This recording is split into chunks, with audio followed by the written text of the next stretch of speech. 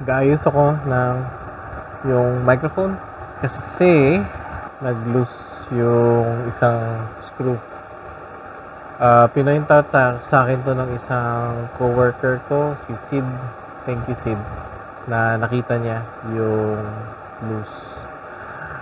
Na-worried ako kasi ang liit ng screw na nawala. Nag-worry ako na baka maya hindi ko siya mahanap. Turns out na nakita ko naman. Gulat na gulat ako kasi me and my wife were eating out nung nangyari yun, nung nakita ko yung screw. Tapos, ayun, well, it was really, really small. So, of course, it really got me worried. Kailangan ko ilagay ito sa somewhere medyo secure. It was really small to the point na talagang I didn't know if I'd be able to keep it safe. So, sobrang liit niya. So, even though pakita ko to, ayan, even though I try to show you how small it is, it's just really, hindi ko alam paano pakita ko. Yan kaliit. Buti nakita. And hopefully I have a screwdriver that actually can actually make this work. Ano ba to? X ba to?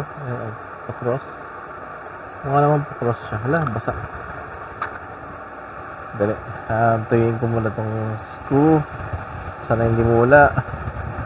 Ayan, buksan na naman. Okay. So, saan tayo dito? This one? One tama naman. Kinakabahan ako kasi ang liit niya.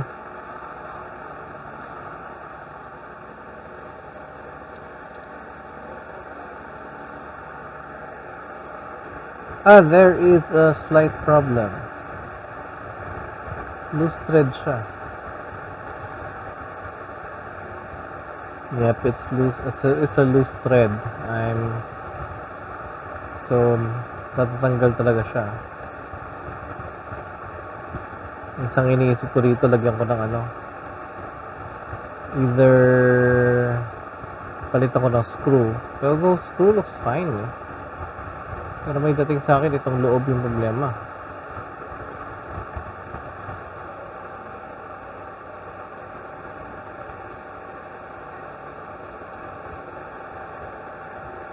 That is the problem. Ayun, pumasok siya agad eh. So, akala ko, well, that really is a problem. Ang isang inisip ko, lagyan ko ng parang glue sa loob bago ko ipasok to. That's one idea. Ang isang effect din ng doing that is it can seal it really good. I'll have to figure this out somehow. Tago ko muna yan. Okay, so since I can't fix that right now, although, wait. Okay, so this might not be the smartest thing to do, but this is at the moment the only thing I can think of that I can do. Kasi mukhang loose, yung loose thread sa mismong mic na eh. So, ang isang inisip ko, lagyan ko nga ng glue bago ko ipasok yung, so that's my idea. It would really seal it off, I think, maybe, possibly, talaga. Right now, I'm just really guessing if it's gonna work o hindi. Hintay ko lang uminit yung glue gun.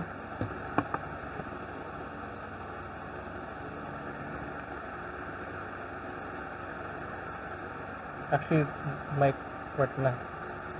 Just need to be ready to put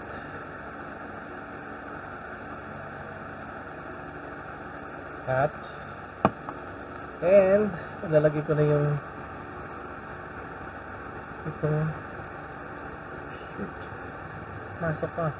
It's done.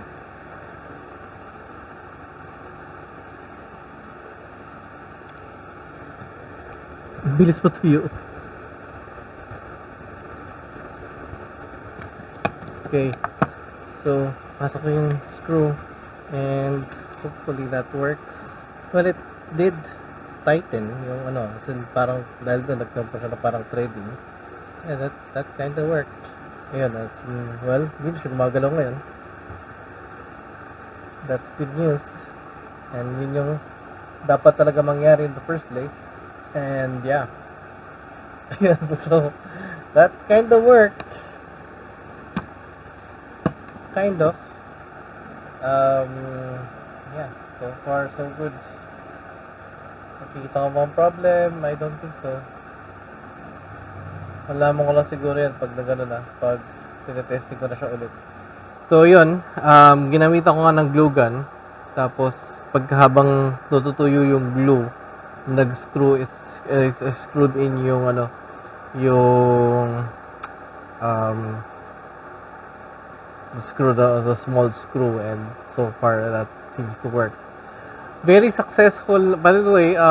So far, the way I've been using this, actually, medyo merong nangyaring pinaka-recent. Actually, si Sid yung nagsabi sa akin na may nawawalang screw.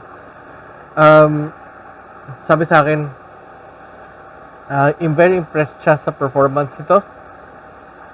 So that's a really good thing, really positive thing na nangyari na it shows that this is really effective and working the way it should be.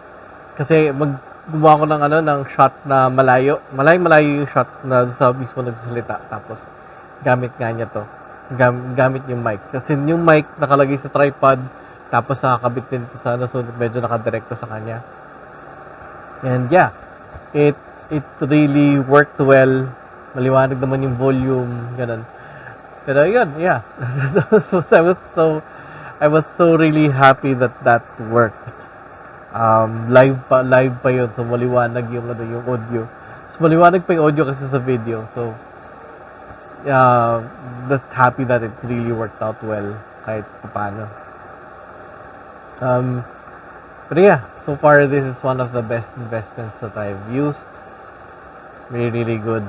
Tapos yan, naayos ko na yung butas. So yeah, so that's a very short video na nire-repair ko lang tong butas. Although magkakaroon ako ng stock ng may parating sa aking stock ng mga screw na computer related. I'm expecting the screws to come in today. So binastos ko doon is like 200 pesos. Dati already mga 200 pesos, which already includes the delivery fee. So I'm expecting that today or next couple of days. Ngayon. So that's that.